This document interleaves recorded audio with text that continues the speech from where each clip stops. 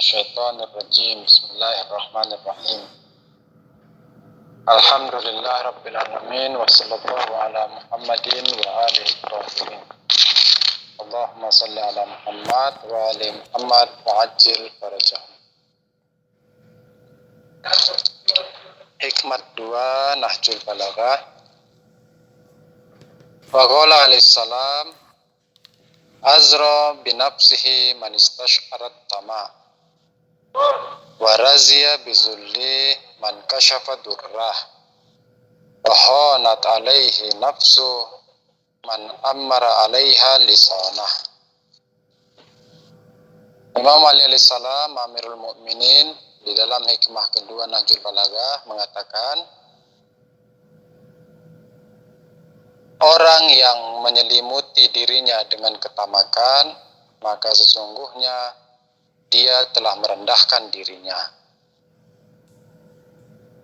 Dan orang yang mengungkapkan segala kesulitan dirinya, maka sesungguhnya dia ridho terhadap kehinaan dirinya. Dan siapa saja yang lidahnya mengatur dan lidahnya istilahnya mendahului daripada akalnya, maka sesungguhnya dia telah merendahkan dirinya. Di sini ada tiga fakarah atau tiga bagian yang akan kita bahas. Bagian yang pertama, yakni siapa saja yang menyelimuti dirinya dengan baju ketamakan, maka sesungguhnya dia telah merendahkan dirinya. Ini yang pertama. Yang kedua, siapa saja yang mengungkapkan masalah-masalah kehidupannya, maka dia ridho terhadap kehinaan dirinya. Ini yang kedua. Dan yang ketiga, barang siapa, yakni siapa saja yang lidahnya mendahului terhadap dirinya, yakni lidahnya menjadi raja terhadap dirinya, yakni lidahnya mengatur dirinya, maka dia telah merendahkan dirinya. Ini tiga. Adapun pembahasan yang pertama, yakni pembahasan tentang ketamakan. Tamak mahua. Ini tamak, apa itu tamak? Tamak secara bahasa yakni kecintaan terhadap sesuatu atau keinginan terhadap sesuatu yang berlebihan. Ini secara bahasa. Contoh misalnya, kita cinta kepada Tuhan yang sangat berlebihan, maka kita dikatakan tamak terhadap Tuhan. Atau kita cinta terhadap imam secara berlebihan, maka juga kita dikatakan tamak terhadap imam. Atau misalnya kita tamak, atau misalnya kita cinta berlebihan terhadap misalnya terhadap harta, maka kita dikatakan tamak terhadap harta. Atau kita cinta berlebihan terhadap kedudukan misalnya, maka kita dikatakan tamak terhadap kedudukan. Ini tamak dari sisi bahasa, yakni tamak dari sisi bahasa adalah keinginan terhadap sesuatu yang bersifat berlebihan, yakni sangat-sangat menggebu-gebu. Adapun secara istilah, yakni tamak secara istilah, yakni istilah akhlak, ulama akhlak mengatakan tamak adalah mengharapkan harta orang lain sehingga itu menjadi milik kita. Ini namanya tamak. Tetangga punya mobil, kita tak punya mobil. Lalu apa? Lalu kita berharap mobil tetangga jadi punya kita. Atau misalnya tetangga punya handphone, kita tak punya handphone. Kita berharap handphone tetangga pun jadi milik kita. Atau misalnya tetangga punya motor baru. Nah, kita sepeda pun tak punya. Lalu kita berharap, namun berharapnya bukan hanya sekedar berharap, yakni berharap dengan berlebihan. Nah, ini namanya tamak. Yakni berharap dengan berlebihan sehingga yang punya tetangga itu pun jadi milik kita. Ah, ini namanya tamak. Sehingga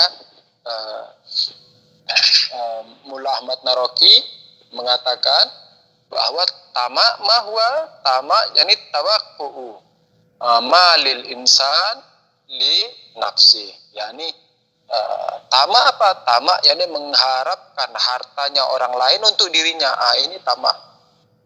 Orang punya mobil baru, kita mau mobil itu pun milik kita. Atau kalaupun mobil itu tak milik kita, mobil itu tak boleh jadi miliknya. Sehingga apa? Sehingga apakah mobil itu milikku sahaja?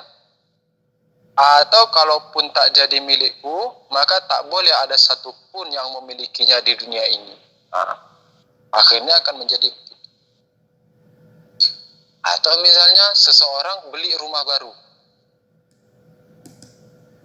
terlihat oleh kita, wah, rumah cantik, tinggi, besar, indah, hijau, berseri rumah dan sebagainya. Lalu timbul hasrat yang berlebihan sehingga mengarahkan kita yakni untuk menguasai rumah tersebut. Dan kalaupun kita tak bisa menjadi pemilik rumah tersebut, maka tak ada satupun yang boleh menjadi pemilik rumah tersebut. Begitu juga misalnya dengan kedudukan. Tetangga jadi manajer. Wah, kita pun sibuk. Mulailah kita garuk-garuk kepala. Mulailah tak tenang. Sehingga kita berharap apa? Berharap bahwa kedudukannya si tetangga itu pun harus kita dapatkan. Yakni, apakah kita yang menjadi manajernya? Atau kalau kita tak jadi manajer, maka tak boleh ada satupun yang boleh menjadi manajer. Nah, ini reputasi daripada ketamakan di dalam diri. Lalu kenapa Imam Ali alaihissalam mengatakan, barang siapa yang menyelimutkan dirinya dengan ketamakan, dengan baju ketamakan, maka dia telah menghinakan dirinya. Kenapa demikian? Kita perlu melihat bahwa tamak ada dua model. Yakni, tamak ada dua model. Tamak kepada kebaikan dan tamak kepada keburukan. Dengan kata lain, yakni tamak yang bernilai positif dan tamak yang bernilai negatif. Adapun tamak yang bernilai positif, maka secara akhlak ini tidak dibahas. Yakni ini tidak dikatakan sebagai tamak.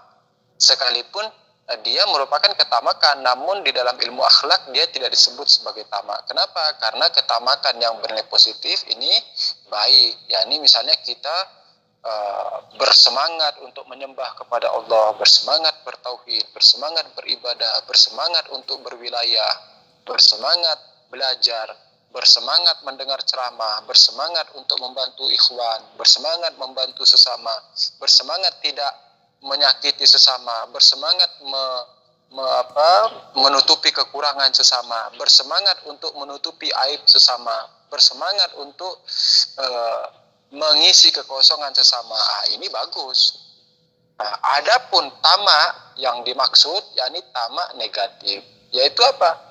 Yakni segala sesuatu yang membuat diri kita menyandang sifat razilah atau sifat keburukan. Sehingga nantinya ketika sifat-sifat itu, yakni sifat-sifat buruk itu melekat kepada kita dan menjadi malakah kepada kita, yakni apa menjadi malakah?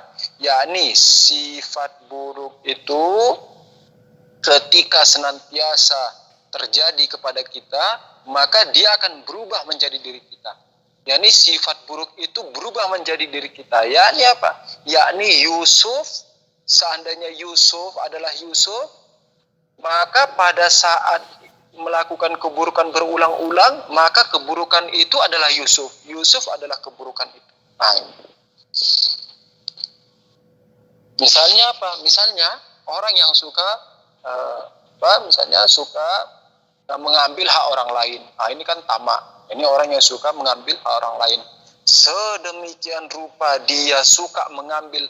Kalau misalnya satu kali mengambil hak orang lain, anggaplah misalnya keadaan darurat, dia lagi lapar, dia lagi kekosongan misalnya bahan makanan di dapur, sehingga membuat dia harus terpaksa menyelamatkan diri sehingga tidak mati, yakni sehingga mengambil harta orang lain, yakni mengambil beras orang lain, mengambil beras tetangga, mengambil cabai tetangga misalnya. Masyarakat umum tidak akan mensifati sekalipun mengatakan bahwa dia maling. Wah, dia maling tuh, wah dia nyuri tuh gitu. Tetapi tidak akan mensifatkan maling kepada dirinya. Yakni seandainya si Umar ya satu kali mencuri, maka tidak akan dikatakan Umar yang mana itu, Umar si maling. Tidak akan dikatakan begitu. Tetapi ketika 10 kali, 20 kali, 30 kali maling, sehingga apa? Sehingga maling itu adalah menjadi dirinya. Pada saat ini masyarakat akan mengatakan Umar yang mana? Itu Umar yang maling. Yakni sifat itu sedemikian rupa menjadi dirinya. Nah, ini disebut sifat-sifat yang buruk. Ketamakan ketika berulang kali terjadi kepada diri kita, maka dia akan menjadi diri kita. Yakni bukan hanya sekedar perilaku saja, melainkan dia adalah diri kita. Yakni kita adalah ketamakan itu sendiri. Sehingga nanti orang akan mengatakan, Yusuf yang mana? Itu Yusuf si tamak. Oke. Nah, pertanyaannya, kenapa Imam Ali alaihissalam mengatakan orang yang menyelimuti dirinya dengan ketamakan lalu dia akan merendahkan dirinya? Karena secara akal kita melihat, yakni bil wijdan, kita melihat secara badihi, secara gamblang, kita melihat yang namanya orang tamak pasti dia mengharapkan sesuatu, ya kan? Yang namanya orang tamak, namanya juga dari definisinya sudah kelihatan. Definisinya tadi apa tamak? Tamak, yakni mengharapkan harta orang lain untuk menjadi milik kita. Nah, berarti di dalam tamak itu terdapat pengharapan. Nah, ini di dalam ketamakan terdapat pengharapan. Pengharapan untuk apa? Pengharapan untuk memiliki sesuatu yang dimiliki orang lain untuk menjadi miliknya. Berarti ada 3 rukun di sini. Rukun yang pertama apa? Rukun yang pertama ada pengharapan. Pengharapan. Yang kedua ada apa? Yakni orang lain memiliki. Rukun ketiga apa?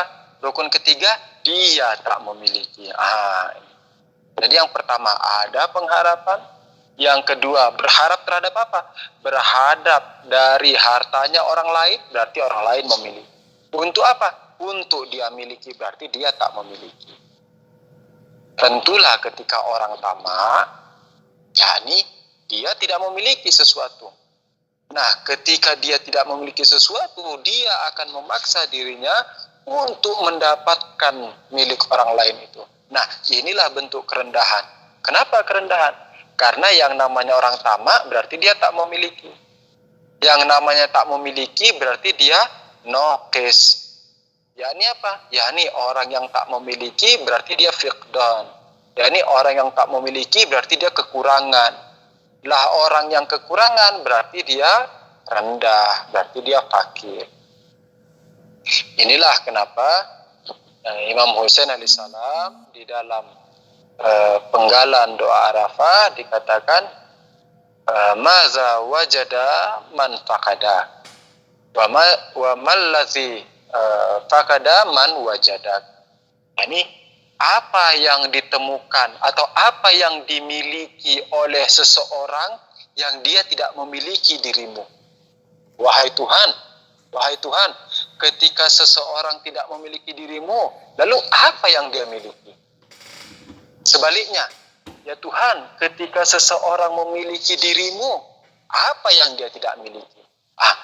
Untuk mengobati tamak itu, kita harus menggunakan cara mujarab dari Imam Husain alaihissalam ini. Kenapa? Karena ketika kita berharap dari miliknya orang lain, ketika kita berharap untuk menguasai milik orang lain, ketika kita berharap untuk memiliki, untuk memiliki pengaruh terhadap harta orang lain dan memiliki hak tasarruf terhadap harta orang lain, sesungguhnya itu menunjukkan bahwa kita miskin, bahwa kita fakir, bahwa kita tidak memiliki. Kenapa? Karena kita jauh dari Tuhan. Orang aja lagi nggak boleh. Iya, itu sama. Oke, karena kita jauh dari Tuhan. Adapun kalau kita dekat dengan Tuhan, maka di dalam diri kita akan ada semacam pengingat, semacam pengingat atau semacam saklar. Ketika kita berharap mau memiliki harta orang lain, hati kita akan mengatakan, Yusuf, itu bukan milikmu. Kenapa kau mengejar harta orang lain? Kenapa kau tidak mengejar Tuhanmu? Makanya Imam Husain alaihissalam mengatakan, madza wajada man faqadak. Apa yang dimiliki oleh orang yang tidak memiliki dirimu? yakni ketika orang jauh dari Tuhan, apa yang dia miliki? Tidak ada. Makanya tamak itu apa? Tamak itu yakni bentuk daripada kemiskinan. Sekalipun kelihatan bahwa yang namanya tamak, wah pasti kaya raya. Iya. Tetapi pada saat dia itu tamak, yakni pada saat dia itu mau menguasai segalanya, pada saat yang sama dia adalah paling miskinnya segalanya. Iya dong, kok bisa begitu? Nah ya jelas, ketika seseorang tamak terhadap sesuatu, berarti apa? Berarti dia hendak memiliki segala sesuatu baginya. Kan begitu? Lah, ketika dia hendak memiliki segala sesuatu baginya, berarti apa? Berarti dia tidak memiliki sesuatu yang dia mau itu. Contoh misalnya, ada 10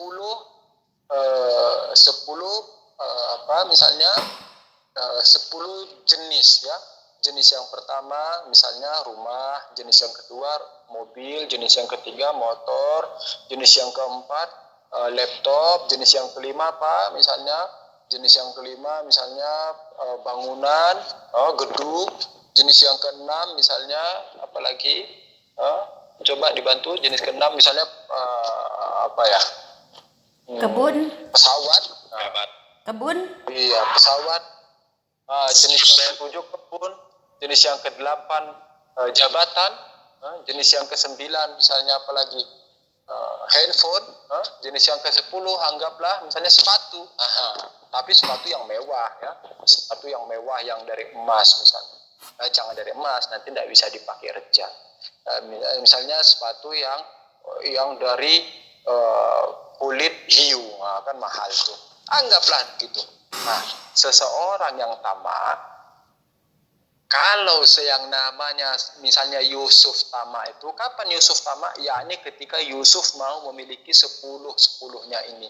Yakni rumah ya iya, mobil ya iya, motor ya iya, sepatu ya iya, bangunan ya iya, kebun ya iya, fulan ya iya, fulan iya, kan gitu. Artinya apa? Artinya pada saat ini Yusuf butuh kepada 10 itu. Dengan kata lain apa? Dengan kata lain, si Yusuf pada saat yang sama dia tidak memiliki yang 10 itu. Lah, kalau pada saat yang sama Yusuf tidak memiliki 10 dan dia butuh kepada 10 dan dia mengharapkan yang 10 itu, ya berarti Yusuf tidak punya apa-apa dong kalau begitu. Inilah kenapa dikatakan tamak hadis Nabi Shallallahu Alaihi Wasallam mengatakan at-tama'u al-faqrul hadir.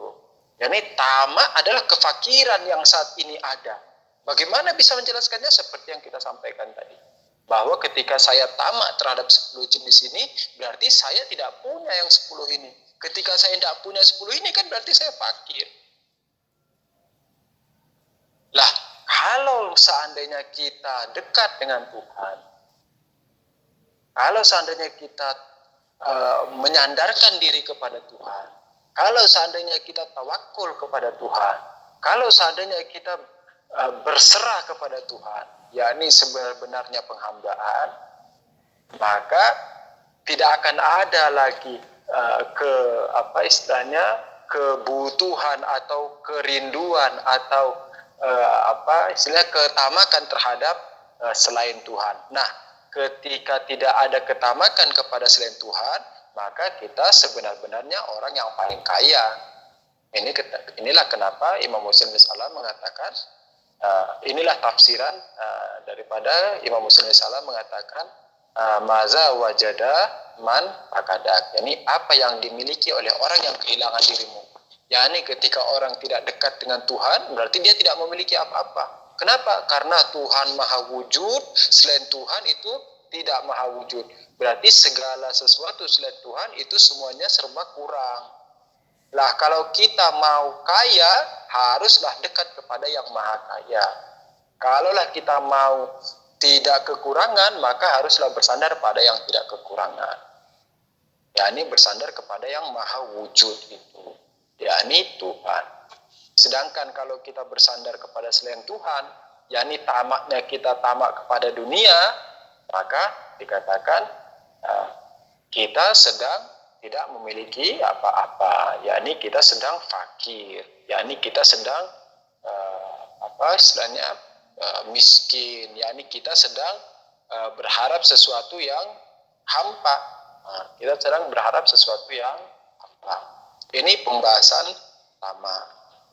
Minggu ini kita bahas ketamakan dulu, karena ketamakan pembahasannya agak panjang.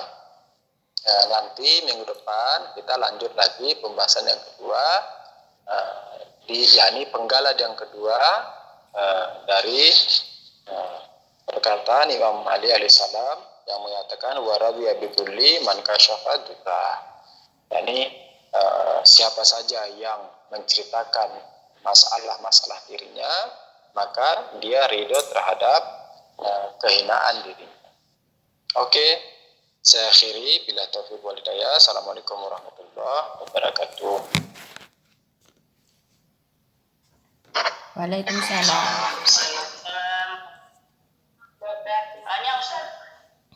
Waalaikumsalam warahmatullahi wabarakatuh.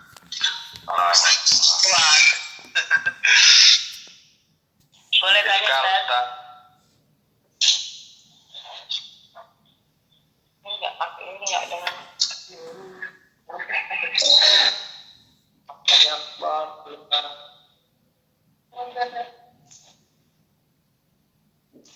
Boleh tanya, Ustaz?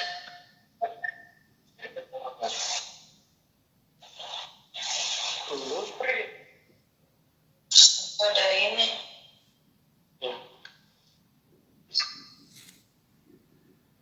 Ketamakan atau keterasan itu, bagaimana kita mengambil jarak ketika di dunia usaha itu kita harus target mengefisiensikan pekerjaan supaya kita semakin banyak keuntungan semacam itu. Nah, bagaimana menjaga hati kita gitu, jarak dari ketamakan itu? Iya. Udah itu aja. Halo? Iya Ustaz, dari kami itu aja. Oke. Nah, terkadang dalam kehidupan kita tidak bisa melepaskan dari harapan, dan justru salah satu syarat dalam kehidupan yakni adanya harapan. Yakni di dalam pembahasan ilmu akhlak ada yang disebut raja dan ada yang disebut dengan khauf. Ini raja adalah pengharapan dan khauf adalah rasa takut. Salah satu kekhususan daripada mazhab Ahlul Bait alaihissalam bahwa imam kita mengatakan antara raja dengan khauf itu harus seimbang, yakni antara rasa takut dan rasa pengharapan harus seimbang. Kenapa demikian? Sehingga kita tidak menjadi tamak. Nah ini, sehingga kita tidak menjadi tamak. Makanya Imam Shadiq alaihissalam mengatakan kalau kalian mau melihat sesuatu dari seorang mukmin, dikatakan tidaklah seorang mukmin itu orang yang mukmin, yakni bukanlah seseorang itu adalah orang yang beriman kecuali dia menjadikan. Nah, dikatakan tidaklah seseorang itu menjadi orang yang beriman kecuali di dalam dirinya terdapat raja dan khauf, yakni kecuali di dalam dirinya terdapat pengharapan dan rasa takut. Yakni setiap orang-orang yang beriman di dalam dirinya harus terdapat rasa takut dan juga bersamaan rasa pengharapan. Nah, dengan kedua inilah kita tidak menjadi tamak. Kenapa? Karena kalau hanya pengharapan saja yang ada tanpa adanya rasa takut, orang akan jadi tamak. Yakni kita mau berharap semuanya ini milik kita. Rumah milik kita, ini milik kita, mobil milik kita, bangunan milik kita, gedung milik kita, kebun milik kita, dan semuanya milik kita. Nah, ini kalau tidak diikuti rasa takut. Tetapi dengan adanya rasa takut, kita takut, jangan-jangan ini bukan milik saya ini. Jangan-jangan saya tidak punya hak di sini ini. Jangan-jangan Tuhan tidak ridho kalau saya ngambil ini. Itu seperti istilahnya seperti rem bagi kita. Yusuf, kamu jangan melangkah ke sana, itu batasanmu, Yusuf. Gitu. Yusuf, kamu jangan ngambil yang itu bukan hakmu itu haknya misalnya haknya si Pak Riza itu. Nanti kalau kamu ambil itu, kamu akan diazab oleh Allah Subhanahu wa taala dan sebagainya. Ini rasa takut, sehingga rasa takut itu menjadi rem bagi kita.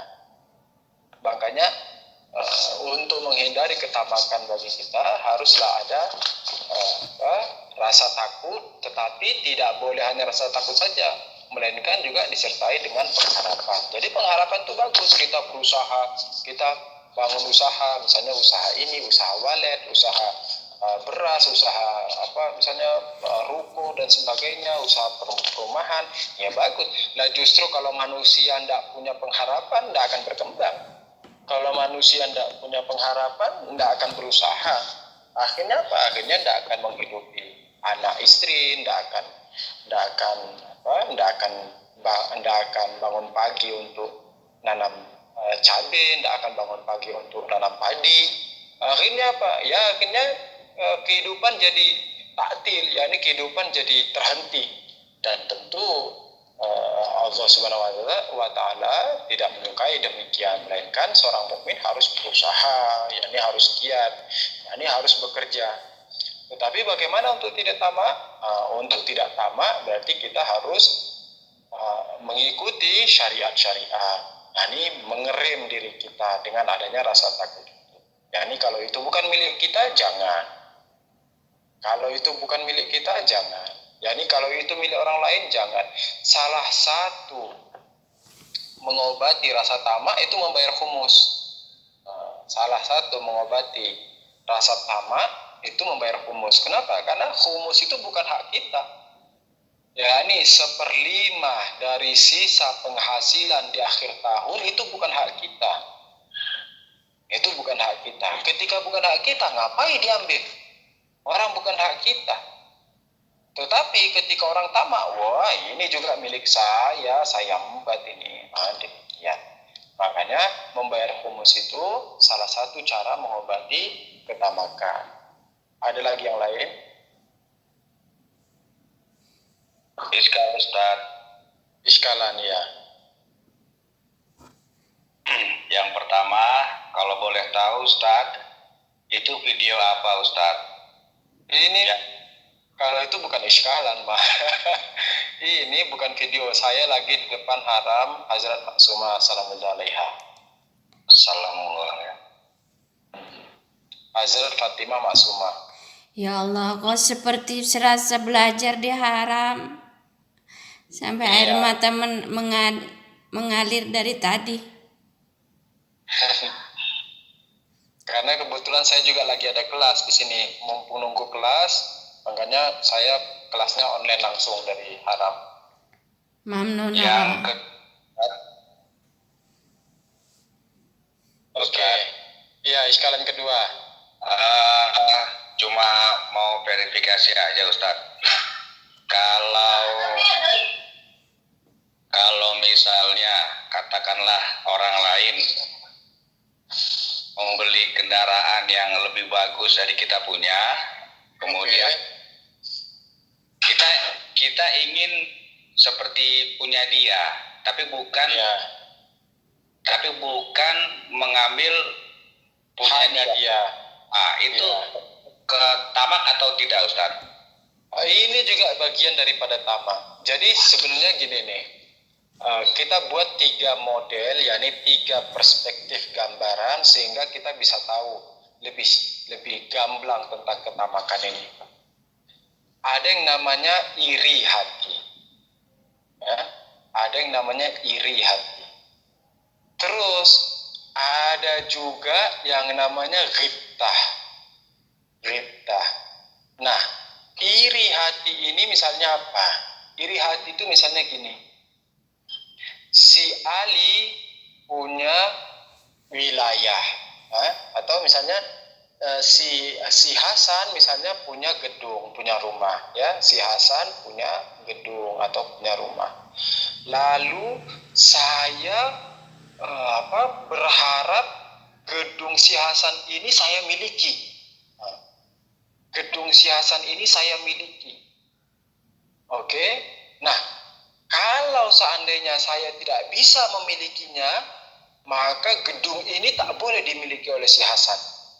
Yani kalau saya tidak bisa memiliki gedung milik si Hasan, maka si Hasan pun tak boleh memiliki gedung itu. Nah, ini dia disebut dengan iri hati. Yani iri hati terhadap haknya si Hasan. Nah, ini satu. Dampaknya negatif. Terus ada juga yang kedua namanya ghibtah.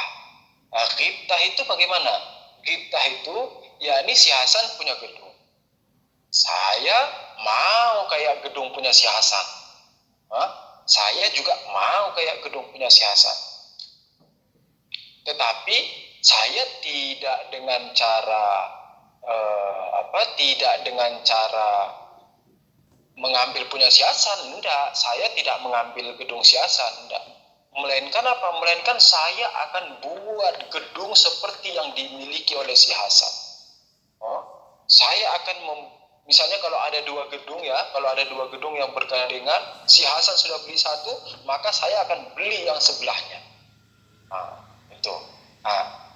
Karena apa? Karena saya pengen juga gedung kayak punya si Hasan ini. Sehingga saya beli yang di sebelahnya yang mirip. Nah, ini disebut dengan apa? Ini disebut dengan ghibtah. Ghibtah itu ada 2 model. Ada ghibtah yang positif, ada ghibtah yang negatif. Ghibtah yang positif itu bagaimana? Ghibtah yang positif itu kayak begini. Misalnya si Ali pintar belajar. Si Ali pintar belajar. Saya juga pengen pintar kayak si Ali. Tetapi di dalam hati saya tidak punya niatan kepintaran si Ali itu hilang darinya, tidak. Dan saya tidak berniat untuk menjadikan si Ali itu hilang ingatan, tidak. Melainkan si Ali tetap kepada kepintarannya dan saya pengen berusaha kayak si Ali. Saya berusaha ingin pintar kayak si Ali, seperti si Ali. Sehingga bagaimana saya belajar dengan giat dan saya bertanya kepada si Ali dengan masalah-masalah yang saya hadapi sehingga masalah-masalah saya tercerahkan. Ini disebut ghibtah yang positif. Ini sangat dianjurkan dalam agama. Tetapi ada ghibtah yang negatif. Ghibtah yang negatif kayak misalnya yang cinta kepada dunia itu. Cinta kepada dunia kayak yang kita contohkan, si Ali punya gedung, saya juga mau punya gedung kayak yang punya dia itu. Akhirnya gedung yang di sebelahnya saya beli. Atau misalnya si Ali punya bangunan seperti ini, saya juga mau punya kayak gitu. Tapi saya tidak ngambil punya si Ali, tidak. Saya buat sendiri dan mirip kayak dia. Ini disebut gibtah negatif. Gibtah negatif itu gibtah negatif dan rasa iri itu dinaungi oleh rasa ketamakan. Yakni akhirnya apa? Akhirnya rasa tamak itu menjadi penguasa, yakni rasa tamak itu melingkupi rasa iri dan juga melingkupi kita. Kenapa? Yakni kenapa orang bisa iri? Seandainya orang bertanya, kenapa orang bisa iri? Karena dia tamak. Kenapa orang bisa gibtah negatif? Karena dia tamak. Jadi tamak melingkupi si iri dan si gibtah negatif. Demikian.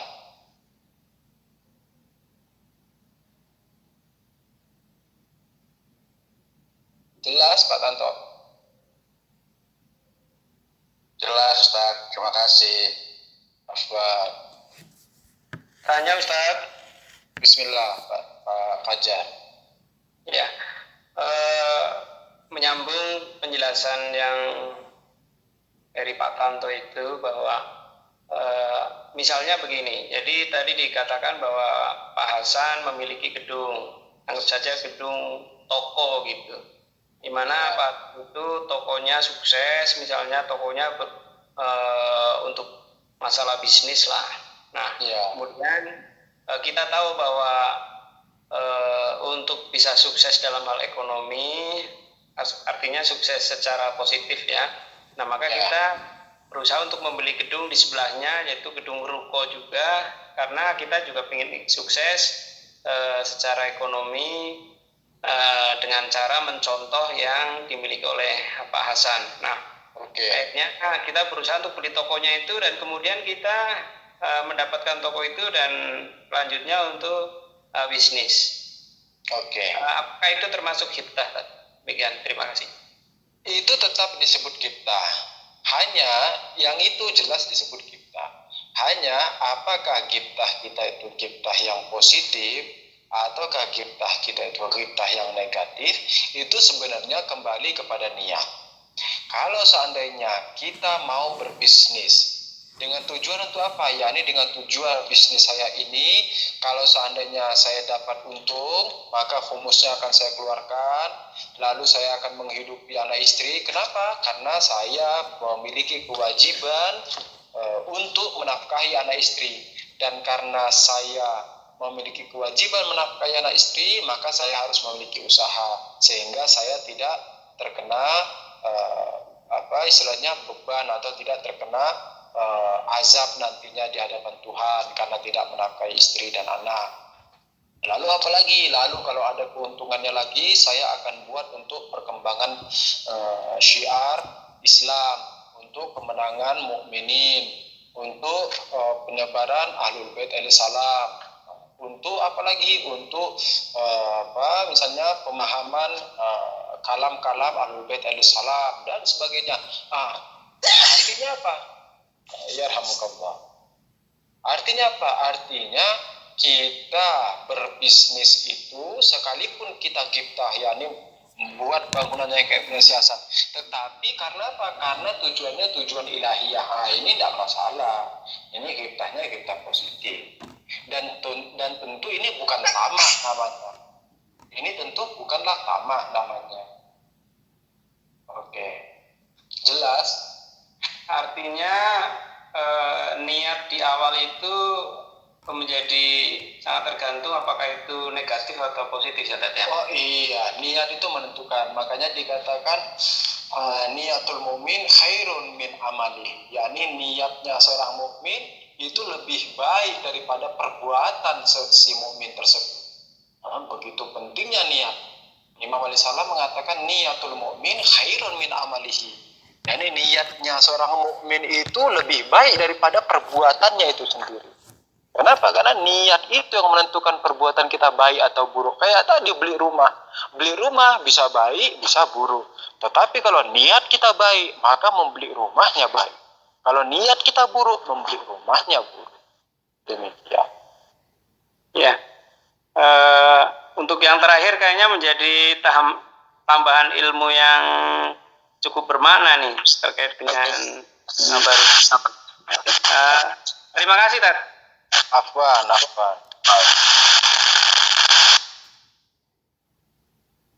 Oke, ada lagi pertanyaan? Salam Ustaz. Waalaikumsalam warahmatullahi. Agus, Ini kan ada sisi negatif dan sisi positif pada posisi kita itu. ya. Kemudian itu dibatasi oleh niat. Oke. Nah, niat itu terbatasi negatif dan positifnya itu kan katanya melalui kesukaan dunia atau kesukaan apa? Ya. Kesukaan dunia itu dia itu batasannya bagaimana? Kalau disebut kesukaan ilmu atau yang positif itu maksudnya sukaan positif itu yang bagaimana? Oke. Terima kasih, Ustaz. Oke. Batasan niat, yakni kalau kita mau menentukan niat kita baik atau buruk, maka kita yang tahu sebenarnya. Yakni apakah niat kita itu kembalinya kepada Tuhan atau tidak. Dengan kata lain, yakni dalam segala perbuatan kita. Misalnya ini nih, misalnya kita ikut kelas ini, misalnya saya buat kelas, antum ikut kelas ini. Apakah niat saya ikut kelas ini itu karena misalnya saya mau cari kenalan di sini, mau kenal orang dan sebagainya, sehingga apa? Sehingga kalau saya kenal orang, saya bisa nambah rekan bisnis dan sebagainya. Atau enggak, saya mau ikut kelas ini karena ini membahas Nahjul Balaghah dan saya mau mengenal perkataan Imam Ali alaihissalam. Saya mau tahu Imam Ali alaihissalam itu apa yang disampaikan. Saya mau menggali maksud dari perkataan Imam Ali alaihissalam. Sehingga apa? Sehingga dengan perkataan-perkataan Imam Ali alaihissalam lah saya berjalan dalam hidup. Ini ternyata itu apakah kembali kepada Tuhan atau tidak? Yakni maksudnya kembali kepada Tuhan apa? Yakni kembali kepada Tuhan maksudnya segala sesuatu yang mendekatkan kita kepada Tuhan. Ini maksudnya kembali kepada Tuhan, yakni segala sesuatu yang mendekatkan kita kepada Tuhan. Saya ulangi, yang positif yakni sesuatu yang membuat kita dekat dengan Allah Ta'ala, dan yang negatif maksudnya niat negatif adalah niat terhadap melakukan perbuatan yang menjauhkan kita dari Allah Ta'ala. Ini. Berarti kalau cari mudahnya dan itunya kita lurus aja ke fikih ya Pak Ustadz ya, positifnya itu ya. Oh iya, fikih itu jalan utama tentu. Yakni kalau antum mau selamat, maka beramallah dengan fikih. Maka tentu akan selamat. Alhamdulillah Ustadz, alhamdulillah. Ustaz, Ya, bismillah. Ustaz, niat itu kan non materi ya Ustaz ya? Niat non materi ya. Niat yani mafhum. Maklum ya? Yani amri kalbi, istilahnya amri kalbi. Iya Ustaz. Baik, yang saya tanyakan adalah terkait penjelasan antum bahwa niat itu lebih baik dari perbuatannya. Ya. Mohon dijelaskan apa yang lebih baiknya. Yang kedua, kalau niat itu lebih baik dari perbuatannya, bolehkah kita mempunyai niat A, B, C, tapi yang kita lakukan hanya satu? Iya. Oke. Udah itu aja. Yep. Halo? Halo? Ya Ustadz. Itu aja. Tambahan Ustadz. Silakan. Yang masalah fikih tadi. Ya. Jalan keselamatan itu mohon pendefinisiannya Ustadz. Terima kasih. Oke. Iya. Yang pertama, maksudnya lebih baik itu apa? Yakni ketika dikatakan niatul mukmin khairun min amalih itu apa? Yakni perbuatan terkadang perbuatan itu dia adalah kebaikan secara zatnya, dan terkadang yakni di dalam zatnya dia memiliki kebaikan atau keburukan, dan terkadang tidak demikian. Contoh misalnya apa? Contoh misalnya keadilan. Atau kezaliman. Nah, keadilan dan kezaliman keduanya secara zat itu dia memiliki nilai baik dan buruk. Artinya apa? Artinya yang namanya adil, yang namanya keadilan secara zat dia adalah baik, dan yang namanya zalim, keburukan, secara zat dia adalah keburukan. Ini yang pertama. Lalu ada juga perbuatan yang dia di dalam zatnya tidak bisa dihukumi baik dan buruk. Misalnya kayak beli rumah tidak bisa dinilai baik atau buruk beli rumah. Ya kan? Beli rumah baik atau buruk ya tidak tahu. Untuk apanya beli rumah? Kalau beli rumah untuk misalnya kita berteduh, keluarga kita berteduh, oh iya itu baik. Tetapi kalau beli rumah untuk apa? Untuk kita jadikan sebagai base camp maksiat, wah kan buruk jadinya. Nah ini. Jadi perbuatan itu apakah di dalam zatnya dia bernilai baik atau buruk?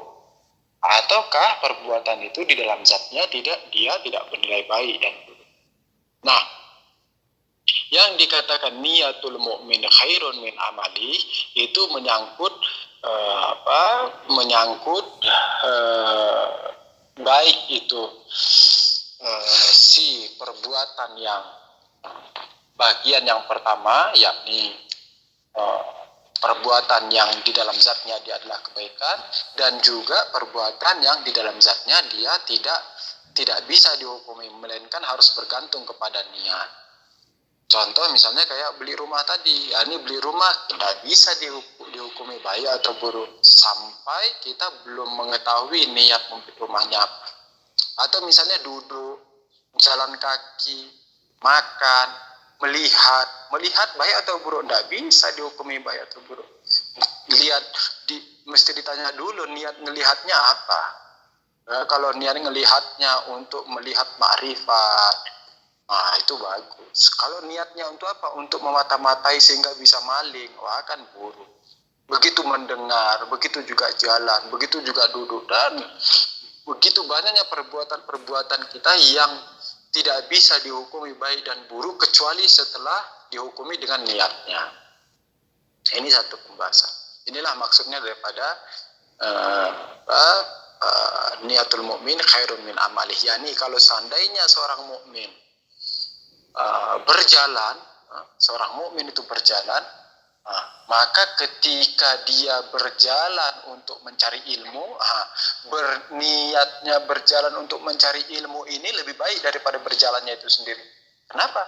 Karena berjalannya seorang mukmin kalau tanpa niat, maka tidak ada manfaatnya apapun. Ya, ini bisa jadi berjalan itu bisa mukul orang ataupun bisa tidak. Ya, ini berjalan sebagaimana dia berjalan bisa jadi itu bermakna baik atau bisa jadi dia bermakna buruk. Namun ketika berjalan itu disertai dengan niat baik, maka berjalannya itu pun menjadi baik. Nah, lalu yang kedua, pertanyaan kedua, kalau tidak salah, seandainya punya 3 niat, lalu yang dilaksanakan hanya 1, begitukah? Benar, Ustaz. Terus pertanyaannya di mana? Pertanyaannya kan kalau masih tetap lebih baik? Iya, maksudnya gini, kan karena cuma niat aja itu lebih baik dari melakukannya. Kayak misalnya gini, saya niat membantu pengungsi Gaza, saya mau membantu si A, si B, si C. Sementara sebetulnya secara teknis kemampuan kita itu hanya hanya di sini misalnya seperti itu. Tuh niat-niat semacam itu yang non materi itu bisa kita lakukan atau boleh kita atau tidak ada nilainya. Wah, itu bernilai baik, tetap bernilai baik. Kita berniat Anda membantu orang Gaza nih, tapi tidak kesampaian, itu sudah dihukumi dengan kebaikan. Itu tetap dihukumi dengan kebaikan. Ajib. Jadi dikatakan niatnya seorang mukmin kalaupun tidak sampai dengan perbuatannya, maka tetap ditulis sebagai kebaikan. Tetapi niat buruknya, kalau dia tidak disampai pada perbuatan buruk, maka tidak ditulis sebagai keburukan. Ajib. Ya, itu salah satu keringanan Allah Ta'ala kepada orang-orang mukmin. Terus tambahan tadi yang ketiga, jelas sampai di sini Pak Riza? Sebelum ke tambahan tadi istri anak, tadi penjelasan antum alhamdulillah membuka wawasan yang baru, dan itu kita rasakan memang dahsyat sekali penjelasan antum.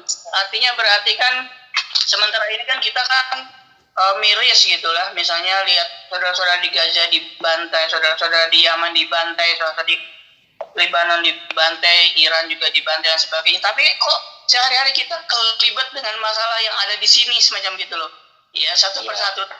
Ya, apakah kita tuh nggak boleh berharap niat seperti tadi misalnya yang Antum jelaskan, ternyata boleh ya, bahwa kita itu ya Allah saya ingin membantu saudara di Gaza, tapi kok ya harta, ya tenaga, ya pikiran tuh ya terhabiskan di sini saja, belum bergerak bertahun-tahun ke sana.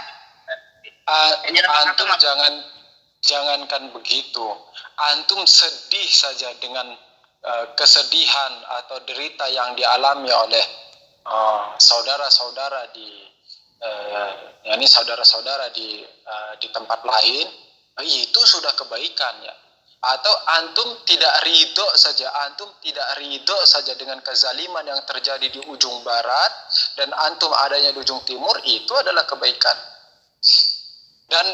Dan begitu juga sebaliknya. Kalau antum ridho dengan sebuah perbuatan buruk, sekalipun perbuatan buruk itu adanya di ujung timur dan antum adanya di ujung barat, maka antum juga tergabung bersama orang-orang yang melakukan keburukan itu. Demikian. Masya Allah, masykurin Ustaz. Semoga Fatimah Maksumah memberkahi antum di sana Ustaz. Ya, amin, dan juga antum semuanya insyaallah ta'ala. Kemudian pembahasan terakhir, karena saya juga ada kelas, pembahasan yang terakhir, pertanyaannya tentang maksudnya jalan keselamatan itu di dalam fikih itu apa? Yakni maksud daripada jalan keselamatan di dalam fikih begini nih. Setelah kita, yakni secara umum ya, saya jelaskan secara gamblang, jadi meliputi semua. Yang pertama, setelah kita meyakini adanya Tuhan, kita meyakini juga bahwa Tuhan memberikan risalah atau aturan atau fikih atau taklif. Nah, ketika Tuhan memberikan risalah itu lewat rasulnya, yakni lewat para nabi alaihissalam, khususnya nabi yang terakhir sallallahu alaihi wasallam. Lalu sepeninggal Nabi sallallahu alaihi wasallam, kita meyakini bahwa agama Islam terus dijaga dan ditafsirkan dan didefinisikan dan dijabarkan dan dijaga oleh a'immah ma'sum sallallahu alaihim. Di mana para imam maksum ini adanya 12 sampai ke imam zaman ajalallah farajau syarif yang sedang gaib. Dan para imam ini mengatakan kepada kita bahwa merujuklah kalian kepada ahli hadis kami, kepada para faqih kami, kepada orang-orang yang merujuk kepada kami. Nah, maksudnya yakni apa? Yakni merujuklah kita kepada para ulama, yakni kepada para maraji, yakni kepada para faqih. Dengan demikian, apabila kita merujuk kepada faqih, kita merujuk kepada maraji, kita merujuk kepada ulama, dan lalu nanti seandainya ternyata fatwa mereka salah, seandainya ternyata nanti fatwa mereka salah, maka kita tidak akan diazab oleh Allah Ta'ala. Kenapa? Lah karena Imam Ma'sum sudah memperbolehkan kita merujuk kepadanya. Sama kayak misalnya begini, saya bilang kepada antum, Pak Riza, kalau seandainya mau bertanya kepada saya, kalau tidak bisa tanya kepada saya, tanya kepada Pak Fajar misalnya. Lalu ternyata ketika antum tanya ke Pak Fajar, nanti antum dapat jawaban, misalnya jawabannya A. Lalu setahun kemudian antum ketemu saya, terus antum tanya lagi pertanyaannya kepada saya bilang bukan, jawabannya B. Antum tidak akan diazab karena sudah melakukan A itu. Kenapa? Karena ketika antum beramal dengan yang A itu, sesungguhnya antum sedang mendapat izin dari saya, yakni saya yang mengizinkan antum untuk bertanya kepada Pak Fajar. Jadi kalaupun salah itu dimaafkan. Ini maksudnya jalan selamat. Yakni kalaupun nantinya kita salah dalam beramal, yakni seandainya fatwa maraji itu salah, kita aman, yakni kita tidak akan diazab. Tetapi kalau kita tidak sesuai fikih, tidak sesuai fatwa, maka kalau nantinya ternyata salah, maka kita akan diazab, kita akan dijerat dengan hukuman. Dan azab Allah Ta'ala begitu beratnya. Oke, jelas sampai di sini? Jelas Ustadz, Mas Kurin. Apa. Oke, untuk semuanya mohon maaf bila taufiq wal hidayah. Assalamualaikum warahmatullahi wabarakatuh. Waalaikumsalam. Waalaikumsalam.